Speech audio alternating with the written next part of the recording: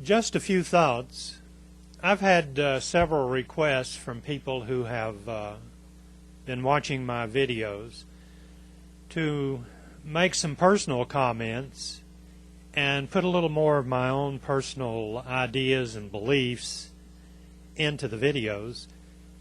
And the only thing or way that I can do that, because when you're reading the manuscript, you're reading something that's written by someone else. So what I think I'll do is take each part of the manuscript that I have just finished and post a comment about that portion.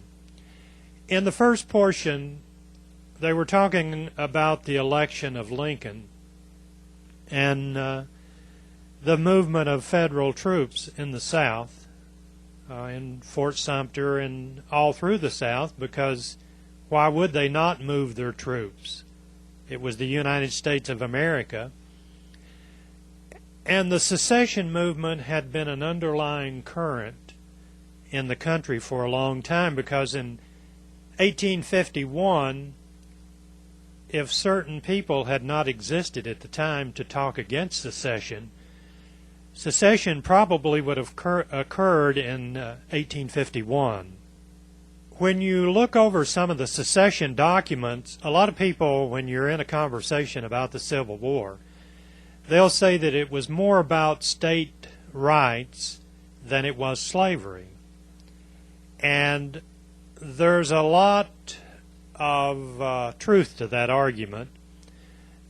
But the thing that kind of makes it different, if you read some of the documents of secession, slavery is one of the primary things mentioned in some of the secession documents. So in a conversation about the Civil War, states' rights or state rights was one of the primary things that propelled the South and the Upper South into secession.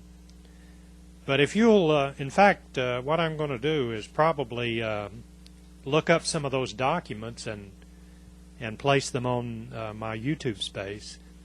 But if you look at some of the secession documents and the way they were written, state rights plus slavery was mentioned quite often.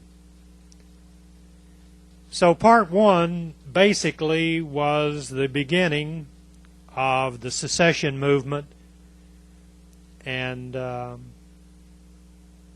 attack on Fort Sumter.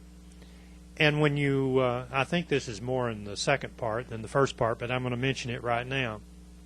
You know, if I'd have lived in Charleston at the time, I would have been one of the people sitting on the housetops watching the batteries and the cannon fire on Fort Sumter. I don't think that I would have been like some of the folks in boats running around in the harbor. But the Civil War was fought with an audience a lot of times because it was an event. It was a strange time in our country. And that's my comments on part one. Thank you very much for listening, and thank you very much for contacting me. You have a good day, and I'll see you. Bye.